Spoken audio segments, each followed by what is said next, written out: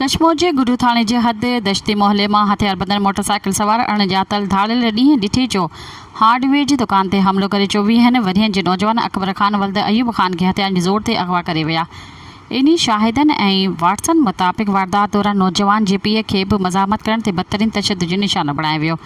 नौजवान के मारकुट करण बाद खेसि कचे तरफ़ वठी विया। वाटसन जी इतला ते गुडू पुलिस SHO एजाज़ अहमद खोसो ऐं SHO कश्मीर गुलाम अब्बास सुंदराणी जी अॻवानी में हरकत में अची वई ऐं धाड़ियलनि जो पुछाणो कयो वियो। वाक़िए अॻियां अचण खां पोइ शहरियुनि ऐं पठाण बिरादरी में शदीद कावड़ पखिड़िजी वई। एहतजाज कंदड़नि गुडू रोड ते रुकावटूं रखी बंदि करे छॾियो, जंहिं सबबि सिंध पंजाब ऐं बलूचिस्तान खे मिलाईंदड़ अहम क़ौमी सड़क ते ट्रैफ़िक मुकमल तौर ते मुअतल थी वई। समय गाॾियुनि जूं कतारूं लॻी वयूं। मुसाफ़िर परेशानी जो शिकार थी विया। रोड लॻभॻि 5 कलाक बंदि रहियो। मुज़ाहिरीन जो चवणु हुयो त पुलिस अमन अमान बरक़रार रखण में मुकमल नाकाम थी वई आहे।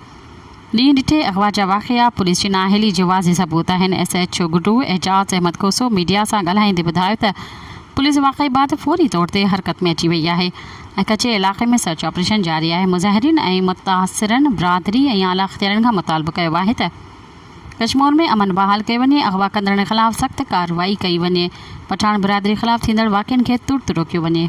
सब्सक्राइब कयो अवामी न्यूज़ HD खे ऐं ताज़ा तरीन ख़बरुनि लाइ ॾिसंदा रहो अवामी न्यूज़ HD।